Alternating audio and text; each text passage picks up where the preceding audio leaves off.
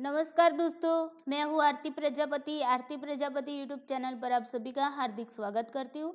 दोस्तों, हमारे यहाँ UGC net paper 1 and paper 2 psychology की प्रिपरेशन कराई जा रही है।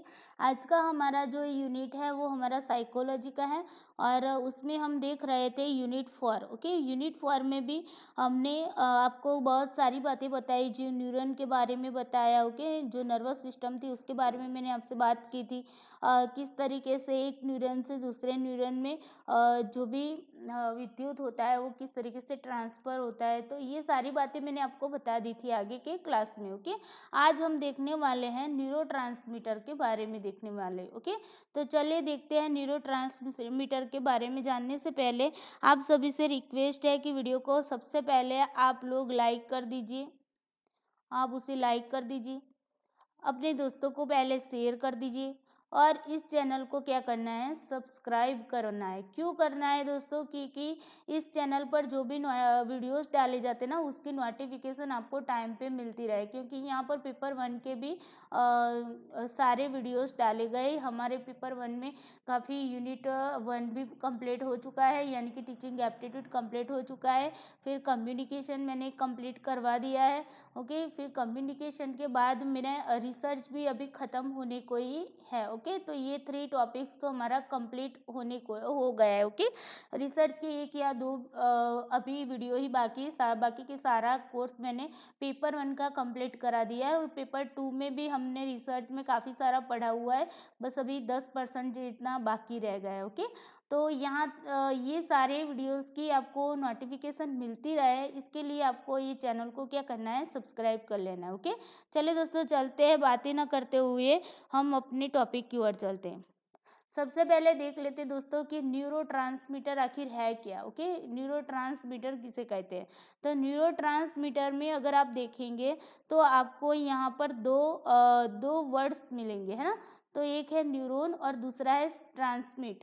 तो न्यूरॉन का मतलब भी मैंने आपको बताया था और ट्रांसमिट का मतलब भी आप जानते हो कि एक जो भी कोशिका होती है, न्यूरॉन को हिंदी में बोलते हैं कोशिका।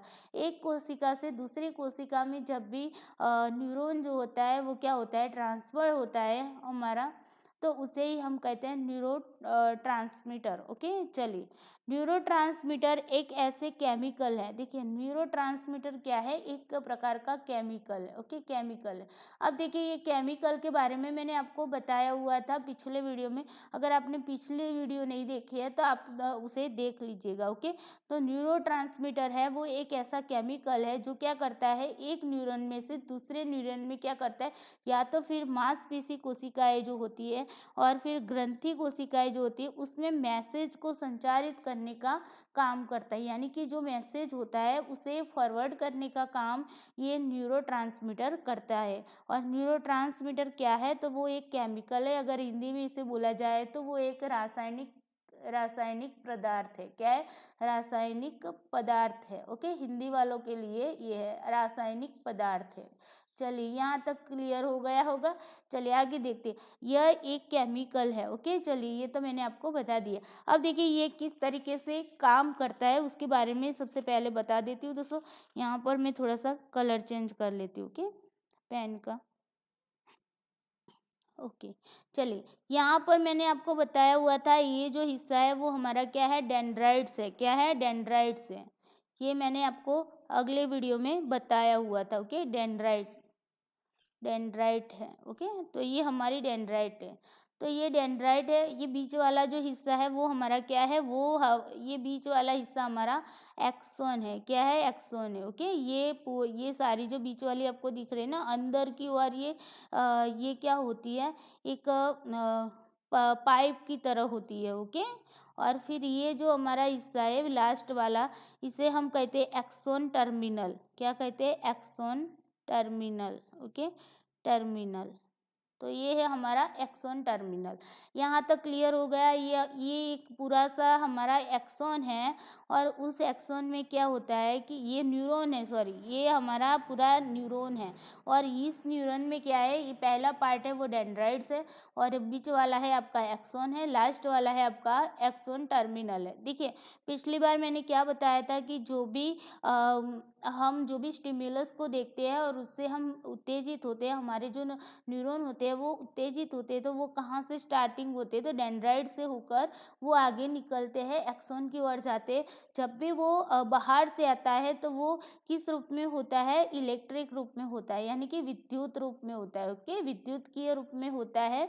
ये जो भी आवेग आता है ना, इम्पल्स आता है, तो वो इम्पल्स किस रूप में आता है, विद्युतीय रूप में आता है। फिर आगे एक्सॉन की ओर वो बढ़ता है। यहाँ पर ये जो आपको टनल जैसी दिख रही है उसमें से होकर वो यहाँ पर एक्सॉन टर्मिनल में आता है और एक्सॉन टर्मिनल में भी ये हिस्सा आपको दिख रहा है, बटन के जैसा होता है ना, ये हिस्सा ही, ये वाला जो आप हिस्सा दिख रहा है ना पूरा, ये वाला हिस्सा ही ये है। ओके, ये वाला हिस्सा, तो ये यहाँ तक आता है और यहाँ जब एक्सॉन टर्मिनल में जो आता है तब वो वही जो इलेक्ट्रिक रूप में आया हुआ इम्पल्स है वो किस रूप में चेंज हो जाता है, तो वो आपका केमिकल बन जाता है। क्या बन जाता है, केमिकल के रूप में वो बन जाता है। ओके, यानी कि ट्रांसफर हो जाता है केमिकल में। ओके, यहाँ तक आपका क्लियर हो गया।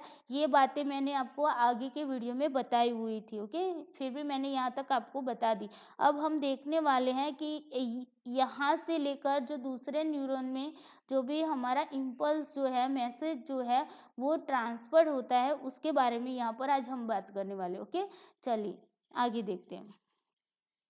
यहाँ पर भी मैं बता देना चाहती हूँ, देखिए ये जो है ना, ये हमारी सिनेप्टिक नॉब है। क्या है, सिनेप्टिक नॉब है, सिनेप्टिक नॉब है।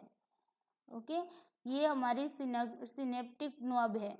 अब देखिए ये सिनेप्टिक नॉब है, तो ये आपको ये थैली जैसे ये दिख रहा है ना, गोल गोल सा, तो ये है हमारा, क्या है पता है आपको, ये सिनेप्टिक वेसिकल है। क्या है, सिनेप्टिक वेसिकल है। मैं यहाँ कलर थोड़ा सा चेंज कर ले ताकि, ओके चलिए, तो ये वाला आपको दिख रहा है ना, ये गोल गोल मटोल से आपको दिख रहा है, वो क्या है, ये सारे हैं हमारे, क्या वो है हमारे सिनेप्टिक, सिनेप्टिक क्या है, वेसिकल है। ओके, वेसिकल्स है, वेसिकल्स है। तो ये हमारे सिनेप्टिक वेसिकल्स है। ओके, बाहर का हिस्सा है और इसके अंदर से ये देखिए आपको ये छोटे छोटे से पीले से दाने जैसा कुछ दिख रहा है ना, वो ही हमारे क्या है, वो हमारा केमिकल है। क्या है, केमिकल है। ओके, ये केमिकल है। तो यहाँ तक क्लियर हो गया, ये केमिकल है। अब देखिए यहाँ की प्रोसेस बता देती हूँ।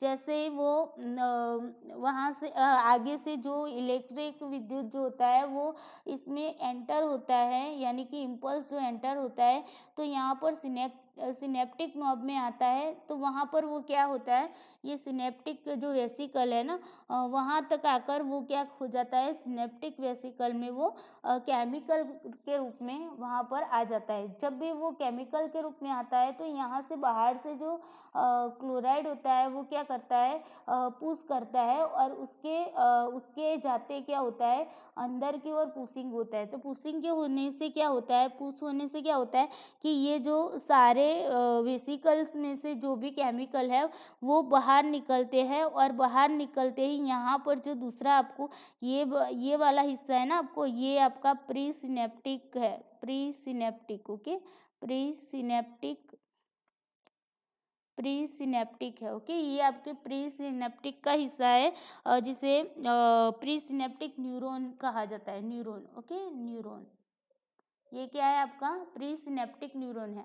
और ये वाला आपको नीचे वाला दिख रहा है ना, वो आपका पोस्ट सिनेप्टिक न्यूरॉन है। Okay, post synaptic neuron. Okay, ये न्यूरॉन, और ये वाले आप देख रहे हैं ना, ये वाले, ये सारे आपके क्या है, ये आपके है रिसेप्टर है। क्या है, रिसेप्टर। ओके, रिसेप्टर, रिसेप्टर है। रिसेप्टर्स है। ओके, ये सारे ये बटन जैसे दिख रहे हैं ना, वो रिसेप्टर्स है। ओके, और ये जो है ये आपके डेंड्राइट्स का आगे का हिस्सा है, जिसे हम कहते हैं पोस्ट सिनेप्टिक न्यूरॉन कहा जाता है। ओके, और ये जो बीच वाला हिस्सा है ना, बीच में जो स्पेस है ना, उसे कहा जाता है सिनेप्टिक क्लेफ्ट। क्या कहा जाता है? Synaptic cleft. चलिए, यहाँ पर जगह नहीं, मैं इसे ले जाती हूँ ऊपर की ओर। ओके, चलिए, ये हमारी क्या है? सिनेप्टिक क्लेफ्ट है। ओके, क्लेफ्ट है। तो ये सिनेप्टिक क्लेफ्ट है, यानी कि दो न्यूरॉन के बीच में जो भी जगह रहती है, यानी कि प्री सिनेप्टिक न्यूरॉन और पोस्ट सिनेप्टिक न्यूरॉन के बीच में जो जगह रहती है, स्पेस रहती है, उसी को कहते हैं सिनेप्टिक क्लेफ्ट। ओके, तो यहाँ तक क्लियर हो गया? ये सारी बातें मैंने आपको बता दी। ओके, चलिए अब देखते हैं आगे। अब क्या होता है दोस्तों, तो यहाँ पर जब भी एक न्यूरॉन से दूसरे न्यूरॉन में जो केमिकल देख रहे हैं, यहाँ पर आप देख रहे हैं ना, यहाँ से ये पहले ये हमारा पहला न्यूरॉन है, और उसमें से ये जो केमिकल है वो क्या दूसरे न्यूरॉन में ट्रांसफर हो रहा है। ओके, तो जैसे ही वो ये जो केमिकल है वो दूसरे न्यूरॉन में ट्रांसफर होगा, तो ये जो रिसेप्टर होंगे ना, वो रिसेप्टर क्या करेंगे? उसे रिसेप्ट करेंगे, यानी कि उसे रिसीव कर लेंगे, और फिर जाकर आगे की ओर ये फिर से अपना कार्य करने लगेगी, यानी कि एक न्यूरॉन से दूसरे न्यूरॉन में ये मैसेज क्या हो जाता है? फॉरवर्ड हो जाता है। ओके, तो चलिए इसके बारे में अब देखते हैं, थोड़ा सा इसका इतिहास देख लेते हैं कि ये न्यूरोट्रांसमीटर का इतिहास क्या है, न्यूरोट्रांसमीटर की शोध कब हुई। ओके, उसके बारे में थोड़ा सा देख लेते हैं। चलिए, यहाँ पर आपको एक नाम दिख रहा है, ओटो लुईस एक्सपेरिमेंट लिखा हुआ है। ओटो लुईस जो थे वो एक साइंटिस्ट थे, और उन्होंने 1921 में, कब? 1921 में उन्होंने एक प्रयोग किया। क्या किया? एक्सपेरिमेंट किया, प्रयोग किया उन्होंने। कब किया? 1921 में किया। अब देखिए, 1921 में उन्होंने एक प्रयोग किया। ये जो थे वो ऑस्ट्रेलियन वैज्ञानिक थे। क्या थे? ऑस्ट्रेलियन वैज्ञानिक थे। ओके, ये नाम भी आपको याद रखना है। कहाँ के थे? तो ऑस्ट्रेलियन वैज्ञानिक थे। ओके, साइंटिस्ट थे, और उनका नाम क्या है? ओटो लुईस है। ओके, तो ओटो लुईस ने एक प्रयोग किया, और उन्होंने न्यूरोट्रांसमीटर को फाइंड किया। ओके, उन्होंने क्या किया? न्यूरोट्रांसमीटर को क्या किया? मीटर्स को फाइंड किया। ओके, यानी कि उन्हें ढूंढा कि ये न्यूरोट्रांसमीटर है, ये उन्होंने फाइंड किया। ओके, चलिए, उन्होंने ये प्रयोग किस तरीके से किया? तो उन्होंने ये प्रयोग फ्रॉग पर किया। किस पर किया? फ्रॉग पर। अब देखिए, फ्रॉग का मतलब तो पता है ना, मेढक होता है। तो मेढक पर उन्होंने क्या किया? ये प्रयोग किया। अब देखिए, उन्होंने ये प्रयोग किस तरीके से किया? उन्होंने दो फ्रॉग थे, और उनके हर्ट लिए। क्या लिए? हर्ट लिए। ओके, ये जो लिए नहीं, लेकिन दो फ्रॉग थे, उनके हर्ट पर ये प्रयोग किया गया। और देखिए, इस तरीके से ये आपको दो पात्र दिख रहे हैं, और दोनों पात्रों में ये एक फ्रॉग का हर्ट है, और ये दूसरे फ्रॉग का हर्ट है। ओके, अब देखिए, ये जो है उन्होंने यहाँ पर क्या किया है कि फ्रॉग एक की जो वेगस नोब होती है ना, तो वेगस नोब को उन्होंने यहाँ पर, इसे तो ऐसे ही रखा, लेकिन इसे उन्होंने क्या किया? काट दिया। आप देख सकते हैं, ये वेगस नोब है, ये आप देख रहे हैं कि कितनी लंबी है, और ये दूसरे फ्रॉग के वेगस नोब आप देख रहे हैं, देखिए कितनी छोटी है, यानी कि इसे काट दिया गया है। क्या किया गया? काट दिया गया। ओके, तो उन्होंने फ्रॉग एक की वेगस नोब को ऐसे ही रख दी, और दूसरे फ्रॉग की वेगस नोब को क्या किया? काट दिया, और दोनों को चैम्बर में रखा, और चैम्बर को भी ऐसे कनेक्ट किया कि फ्रॉग ए का पानी फ्रॉग बी की तरह क्या था? जाता था। यानी कि देखिए, यहाँ पर फ्लूइड ट्रांसफर हो रहा है ना, तो यहाँ पर उन्होंने इस तरीके से ये दोनों चैम्बर को इस तरीके से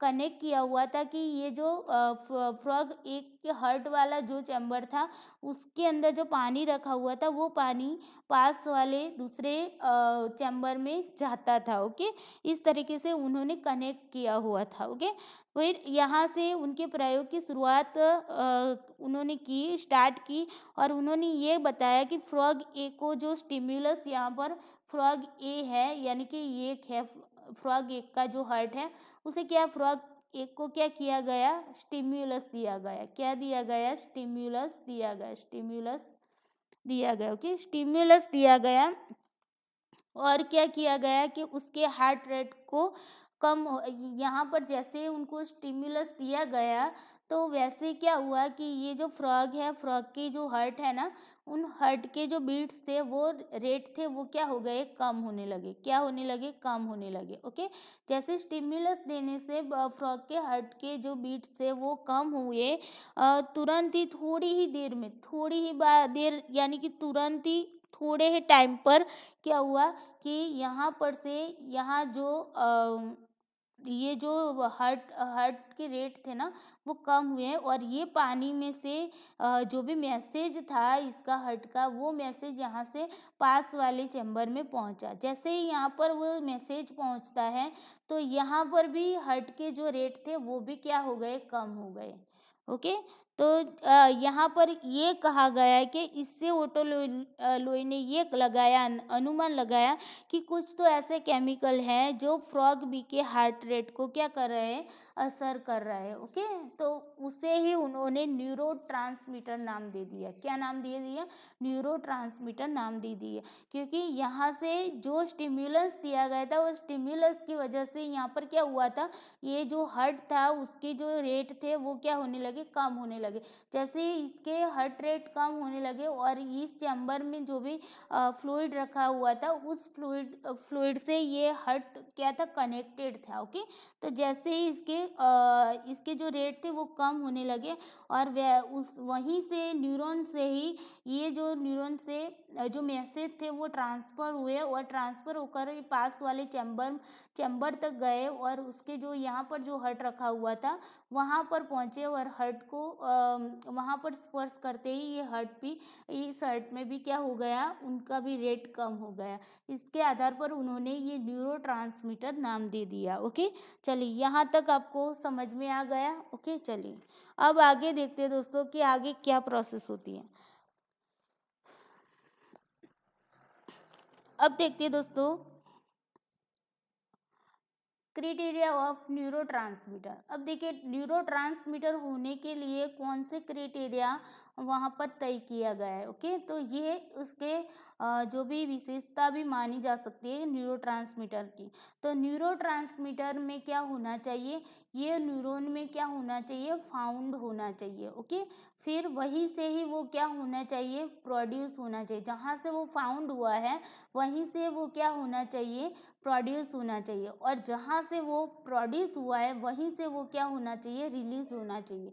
और जहाँ से वो रिलीज हुआ है वहीं से उसकी इफ़ेक्ट भी होनी चाहिए। ओके, ऐसा नहीं कि रिलीज होने के बाद उसकी कोई इफ़ेक्ट ही ना हो, कुछ भी तो कुछ ना कुछ तो इफ़ेक्ट होनी ही चाहिए। ओके, ये न्यूरोट्रांसमीटर की एक विशेषता है। ओके, और इफ़ेक्ट के बाद क्या होना चाहिए, ये इनएक्टिव भी होना चाहिए। ऐसा नहीं कि एक्टिव ही रहना चाहिए। ओके, सिर्फ एक्टिव रहने से भी बहुत सारी प्रॉब्लमें आती है, तो ऐसा नहीं है कि सिर्फ एक्टिव ही रहने चाहिए, ये इनएक्टिव भी होने चाहिए इफ़ेक्ट करने के बाद। ओके, तो ये उसके क्राइटेरिया था। उसके आगे देखते हैं दोस्तों, तो क्लासिफिकेशन ऑफ न्यूरोट्रांसमीटर, यानी कि न्यूरोट्रांसमीटर को भी वर्गीकृत किया जाता है। दो भागों में इसे वर्गीकृत किया गया है, एक तो है केमिकल के आधार पर और दूसरा है उसके फंक्शन के आधार पर। ओके, तो इन दोनों के बारे में हम देखते हैं। चलिए अब देखिए यहाँ पर केमिकल के आधार पर जो भी न्यूरोट्रांसमीटर होते हैं उन्हें तीन भागों में बांटा जाता है। कौन से हैं, तो एमिनो एसिड, फिर एमाइन्स और तीसरा है अदर्स। ओके, ये तीनों भागों में उसे बांटा जाता है। अब ये तीनों भागों के बारे में भी चलिए देखते हैं क्या है।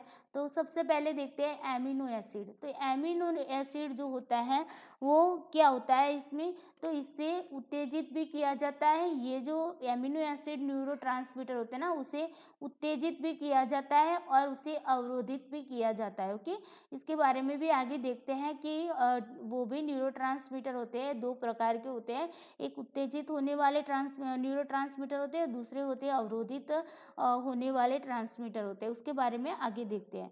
इसमें आने वाले जो भी न्यूरोट्रांसमीटर्स होते हैं वो फास्ट सिनेप्टिक ट्रांसमीटर्स वाले होते हैं। यानी कि यहाँ पर क्या होता है, जो भी न्यूरॉन्स आते हैं वो क्या होते हैं, फास्ट में ये काम करते हैं। ओके, यानी कि फास्ट में मैसेज को पहुंचाते हैं।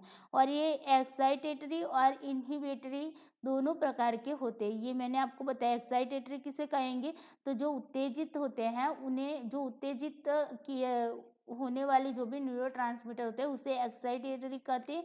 और इनहिबिटरी किसे कहते हैं, कि जो अवरोधित होते हैं यानी कि निरोधात्मक होते हैं, उसे ही कहते हैं इनहिबिटरी। ओके, चलिए यहाँ पर एग्जाम्पल के तौर पर अगर आपको पूछा जाए कि इनमें से एमिनो एसिड कौन से है, यानी कि एमिनो एसिड न्यूरोट्रांसमीटर्स कौन से हैं, तो पहला है गाबा, उसके बाद है ग्लूटामेट, और तीसरा है गाइसा सॉरी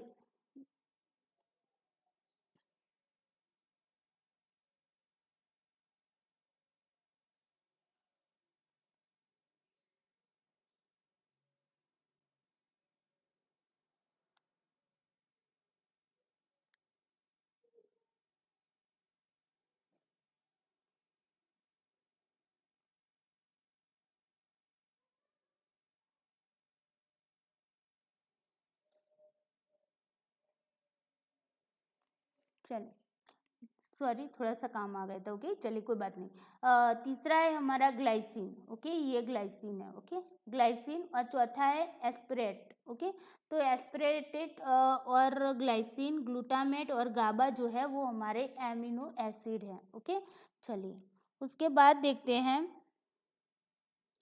तो एमाइनस न्यूरोट्रांसमीटर। ओके, एमाइनस न्यूरोट्रांसमीटर में क्या होता है, तो ये भी एमिनो एसिड का ही 2.0 मॉडिफाइड वर्जन होता है। ओके, और इसमें भी दोनों प्रकार के न्यूरोट्रांसमीटर देखे जाते हैं, एक्साइटेटरी और इनहिबिटरी। ओके, तो ये दोनों ही न्यूरोट्रांसमीटर आपको यहाँ पर देखने को मिलेंगे। और ये जो है वो कैसे होंगे, स्लो सिनेप्टिक ट्रांसमीटर वाले होंगे। ओके, एमिनो जो एसिड वाले जो न्यूरोट्रांसमीटर थे वो कैसे थे, फास्ट थे। और ये जो है वो क्या है, स्लो सिनेप्टिक ट्रांसमीटर वाले होते हैं। ओके, एग्जाम्पल के तौर पे अगर देखा जाए तो एड्रेनालिन, नॉर एड्रेनालिन, डोपामाइन, फिर सेरोटोनिन। ओके, तो ये सारे जो है वो हमारे क्या हो गए, एमाइनस न्यूरोट्रांसमीटर। ओके, उसके बाद देखते हैं दोस्तों अदर्स न्यूरॉन्स की बात, न्यूरोट्रांसमीटर की बात की जाए, अदर्स न्यूरोट्रांसमीटर की,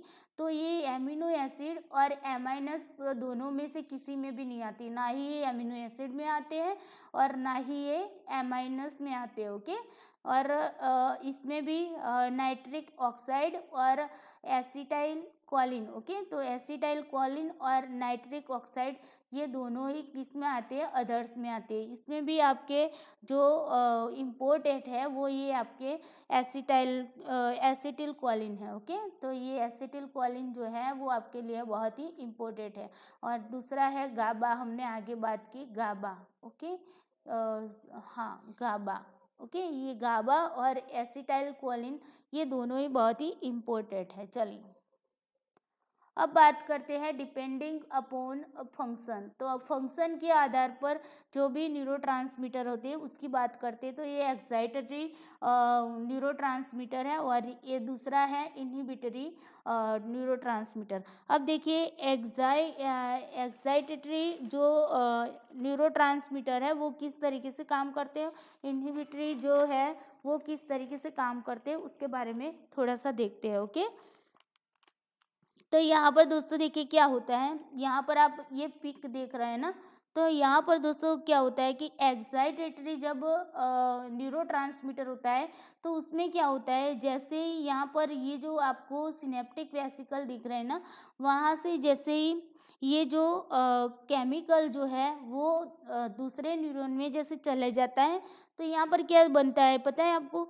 यहाँ पर एक न्यूरॉन से जब दूसरे न्यूरॉन में मैसेज को स्पीड से ये भेजता है तो क्या होता है, उसे ही हम क्या कहते हैं, एक्सीटेटरी न्यूरॉन्स कहते हैं। ओके, एक्सीटेटरी न्यूरॉन्स में क्या होता है कि इनमें देखिए एग्जाम्पल के तौर पर अगर देखा जाए तो यहाँ पर जो एसिटाइल कोलिन है हमारा, जो एसिटाइल कोलिन है, acetyl acetyl choline, okay choline, तो एसिटाइल कोलिन है, तो ये एसिटाइल कोलिन जो है उसमें क्या, ये इसका एग्जाम्पल है एसिटाइल कोलिन। तो वो एसिटाइल कोलिन जो है वो एक्साइटेटरी का एग्जाम्पल है। और यहाँ पर क्या था, देखिए ये जो केमिकल दिख रहा है तो वो केमिकल मान लीजिए ये एसिटाइल कोलिन है, तो उसमें क्या होगा, जैसे ही वो अंदर जाएगा तो ये दूसरे न्यूरॉन को भी उत्तेजित कर देगा।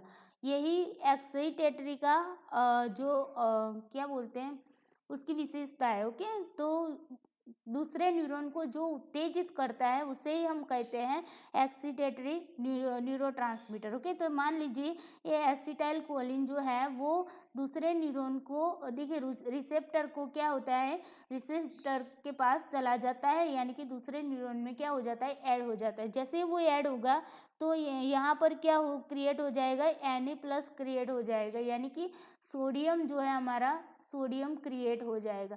अब ये सोडियम चैनल किस तरीके से काम करती है इसके बारे में मैंने अगले वीडियो में बताया था। तो यहाँ पर क्या हो जाता है, सोडियम जैसे ही यहाँ पर क्रिएट हो जाता है तो यहाँ पर पॉजिटिविटी क्या बन जाती है, बढ़ जाती है। पॉजिटिविटी जैसे ही बढ़ेगी तो वहाँ पर क्या होगा कि ये दूसरा वाला जो न्यूरॉन होगा वो क्या हो जाएगा, वो भी उत्तेजित हो जाएगा। ओके, तो यहाँ तक क्लियर हो गया है एक्सीटेटरी में क्या होता है। तो जो भी केमिकल होता है वो दूसरे न्यूरॉन में ट्रांसफर जब होता है तब क्या होता है कि दूसरे न्यूरॉन में सोडियम की चैनल खुल जाती है और वहाँ से क्या हो जाता है, वहाँ पर विद्युत का प्रवाह आगे बढ़ता है। ओके, तो सोडियम की जैसे ही वहाँ पर चैनल खुलेगी वैसे ही सोडियम के जो आयंस होंगे वो ज़्यादा वहाँ पर इकट्ठा होने लगेंगे और उसी के कारण क्या होगा, जो इम्पल्स होता है वो इम्पल्स आगे की ओर बढ़ेगा और वहाँ पर वो उत्तेजित हो जाएगा। ओके, तो यहाँ तक क्लियर हो गया। अब देखिए इन्हिबिटरी में क्या होता है, इन्हिबिटरी में ये जो आपको केमिकल दिख रहा है ना, वो केमिकल यहाँ पर नहीं आ पाएगा, वो केमिकल क्या होगा, यहाँ पर नहीं आ पाएगा। ओके, तो जब भी ये केमिकल यहाँ पर नहीं आ पाता है तो क्या होता है, जो भी मैसेज आया हुआ है, मैसेज जो आया हुआ है वो मैसेज दूसरे न्यूरॉन को नहीं मिलेगा। ओके, तो यहाँ तक क्लियर हुआ। इन्हिबिटरी में क्या होगा, तो जो एक न्यूरॉन में से दूसरे न्यूरॉन तक अगर मैसेज नहीं पहुँचता है तो वो किसके कारण नहीं पहुँचता है, तो इन्हिबिटरी और न्यूरोट्रांसमीटर की वजह से नहीं मिलता है। तो देखिए यहाँ पर इसका एक्सीटेटरी का एग्जाम्पल माना जाए तो कौन सा है, तो एसिटिल कोलिन है। ओके, और यहाँ पर इन्हिबिटरी का अगर एग्जाम्पल देखा जाए तो गाबा है। क्या है, गाबा है। अब देखिए गाबा के बारे में आगे देखने वाले हैं। ओके, तो ये जो गाबा है वो क्या होता है कि यहाँ पर केमिकल की जो एंट्री जब सिनेप्टिक वेसिकल में एंट्री होती है तो यहाँ पर क्या क्रिएट, देखिए यहाँ एक्सीटेटरी में क्या हुआ था कि नीचे में जो पोस्ट सिनेप्टिक न्यूरॉन है, जो पोस्ट सिनेप्टिक न्यूरॉन है उसमें क्या होता था, सोडियम क्रिएट होता था ना। लेकिन इन्हिबिटरी में क्या होगा, इन्हिबिटरी में क्या होगा, इन्हिबिटरी में क्या होगा दोस्तों, तो यहाँ पर क्या होगा कि यहाँ पर जो दूसरे मैसेज जो है वो यहाँ पर क्रिएट नहीं होगा, इसीलिए क्या होगा, यहाँ पर क्रिएट क्या हो जाएगा, Cl- हो जाएगा क्रिएट। ओके, और इसी के कारण क्या हो जाता है, यहाँ पर एक न्यूरॉन के मैसेज दूसरे न्यूरॉन से मिल नहीं पाते हैं, जिसकी वजह से कोई भी प्रतिक्रिया नहीं होती है। ओके, चलिए अब आगे देखते हैं। तो आते हैं एसिटिल कोलिन के बारे में देखते हैं। तो एसिटिल कोलिन जो है वो कोलिनेर्जिक न्यूरोट्रांसमीटर है। देखिए ये भी आपको क्वेश्चन आ सकता है कि एसिटिल कोलिन है वो कैसा न्यूरोट्रांसमीटर है। तो एसिटिल कोलिन जो है वो आपका कोलिनेर्जिक न्यूरोट्रांसमीटर है। ओके, कोलिनेर्जिक न्यूरोट्रांसमीटर्स है, ये आपको याद रखना है। और वो किसके फॉर्म में आता है, तो कोलिन के फॉर्म में होता है। ओके, कोलिन के फॉर्म में होता है। और हमारे शरीर के काफ़ी सारे जो फंक्शन होते हैं वो इसी के कारण हैंडल होते हैं। ये जो एसिटिल कोलिन है ना, इसी के कारण हमारे शरीर के बहुत सारे फंक्शंस हैंडल होते हैं। यह रिलीज होने के बाद तो तुरंत ही, देखिए यहाँ पर ये बहुत ही इम्पोर्टेंट है, ये रिलीज होने के तुरंत ही यानी कि कितना समय, 1 मिली सेकंड में ही, ये भी याद रखिएगा, 1 मिली सेकंड में ही वो अपना कार्य कर लेता है। ओके, यानी कि जैसे वो मान लीजिए ये हमारी सिनेप्टिक नॉब है और ये हमारी पोस्ट सिनेप्टिक न्यूरॉन है। ओके, ये पोस्ट सिनेप्टिक न्यूरॉन है और ये हमारा प्री सिनेप्टिक है। ओके, ये प्री सिनेप्टिक है, प्री सिनेप्टिक है। ओके, और ये हमारा क्या है, पोस्ट सिनेप्टिक है। ओके, तो यहाँ पर क्या होगा दोस्तों, प्री सिनेप्टिक और पोस्ट सिनेप्टिक। अब देखिए यहाँ से जैसे वो जो भी केमिकल्स था वो केमिकल्स यहाँ से रिलीज होता है। जैसे ही यहाँ पर रिलीज होता है तो यहाँ पर जो रिसेप्टर होते हैं ना वो उसे रिसीव कर लेते हैं। ओके, जैसे ही ये रिलीज होता है ना ये केमिकल, तुरंत 1 ही मिली सेकंड का टाइम लगता है। कितना, 1 ही मिली सेकंड में वो अपना काम कर लेते हैं। कौन कर लेते हैं, तो एसिटिल कोलिन जो न्यूरोट्रांसमीटर है वो अपना काम कर लेते हैं और तुरंत ही वो क्या करते हैं, अपना कार्य करने के बाद यानी कि रिसेप्टर तक पहुंचने के बाद तुरंत ही वो क्या होते हैं, 2 भागों में विभाजित हो जाते हैं। कौन से भागों में, 2 भागों में विघटित हो जाते हैं, तो एसीटेट और दूसरा है कोलिन। तो ये कोलिन और एसीटेट दोनों पार्ट में क्या हो जाते हैं, कन्वर्ट हो जाते हैं, अलग अलग पार्ट में कन्वर्ट हो जाते हैं। ओके, तो ये बात आपको याद रखनी है। रिलीज होने के बाद कितने टाइम में, 1 मिली सेकंड में वो अपना काम कर लेते हैं। उसके बाद वो कितने भागों में विभाजित हो जाते हैं, तो 2 भागों में। कौन कौन से, एसीटेट और कोलिन, ये दोनों पार्ट में वो क्या हो जाते हैं, कन्वर्ट हो जाते हैं। ओके, अब देखिए ये किसको हैंडल करता है, तो जो हमारे मसल्स है उसको, मसल्स कॉन्ट्रैक्शन को हैंडल करता है। हमारी मोटिवेशन यानी कि जो प्रेरणा होती है, अभिप्रेरणा बोलते हैं जिसे, उसे वो हैंडल करता है। फिर हमारी जो मेमोरी, स्मृति होती है उसे हैंडल करता है। फिर स्लीप, हमारी नींद को वो हैंडल करता है। फिर हमारी इंटेलेक्चुअल फंक्शन को भी वो क्या करता है, हैंडल करता है। और फिर हमारी जो लर्निंग है, जो सीखने की प्रक्रिया है, उसे भी वो हैंडल करता है। ओके, तो ये बात आपको एसिटिल कोलिन में याद रखनी है। Muscle contraction, motivation, memory, sleep, intellectual function, learning और लर्निंग। ओके, इन सारे को वो क्या करता है, हैंडल करता है। ओके, जब इसकी मात्रा बढ़ जाती है तो क्या हो जाता है, देखिए दोस्तों, अब देखिए एसिटिल कोलिन की जब मात्रा बढ़ जाती है यानी कि वो इंक्रीज हो जाता है ज़्यादा, तो क्या होता है, तो वो उसके कारण एंजाइटी उत्पन्न होती है और डिप्रेशन उत्पन्न हो जाता है। ओके, तो यहाँ से भी क्वेश्चन आ सकता है कि एसिटिल कोलिन की मात्रा बढ़ जाने से क्या होता है, तो एंजाइटी होती है और डिप्रेशन बढ़ जाता है। ओके, चलिए, अब उसकी मात्रा अगर कम भी हो जाए तो भी प्रॉब्लम होती है। तो वहाँ पर क्या होता है, डेमेंशिया और अल्जाइमर्स डिसीज होती है। देखिए ये क्वेश्चन मुझे लगता है पूछा गया था एक बार। तो अल्जाइमर डिसीज है वो किसकी मात्रा कम होने से होने वाली बीमारी है, तो एसिटिल कोलिन के कम होने की वजह से हमें अल्जाइमर्स डिसीज हो सकता है। ओके, तो ये दोनों आपको नाम याद रखने हैं, डिमेंशिया और अल्जाइमर्स डिसीज। ओके, चलिए यहाँ तक क्लियर हो गया एसिटिल कोलिन के बारे में। चलिए अब देखते हैं आगे।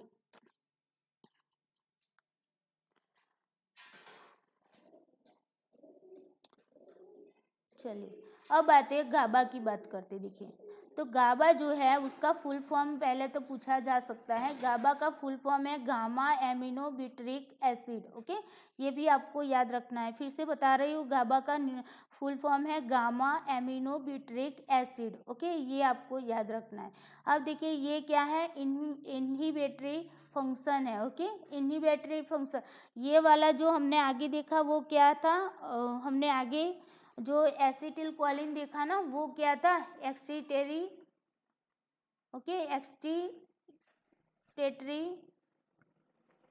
न्यूरोट्रांसमीटर था। ओके, तो ये क्या था, उत्तेजित करता है, यानी कि एक न्यूरॉन में से दूसरे न्यूरॉन को मैसेज ये भेजता है, भेजने का काम ये करता है। ओके, लेकिन यहाँ पर गाबा की बात जब की जाती है तो गाबा में ऐसा नहीं होता है। गाबा में क्या होता है, तो मैंने आपको इन्हिबिटरी में क्या बताया था कि वो एक न्यूरॉन से दूसरे न्यूरॉन में मैसेज नहीं जाने देता है। ओके, तो इसे हम इन्हिबिटरी फंक्शन यहाँ पर होता है। ओके, और इसका जो रेशियो बनता है वो 40% रेशियो इसका बनता है। ओके, चलिए ये क्या किसके लिए, तो हमारी जो स्लीप साइकिल होती है, यानी कि नींद की जो साइकिल होती है, चक्र होता है, और हमारा जो मूड होता है उसे कंट्रोल करने का काम कौन करता है, गाबा न्यूरोट्रांसमीटर करता है। ओके, ये भी आपको याद रखना है कि हमारी स्लीप साइकिल एंड मूड को कंट्रोल करने का काम कौन सा न्यूरोट्रांसमीटर करता है, तो गाबा करता है। कौन करता है, गाबा न्यूरोट्रांसमीटर करता है।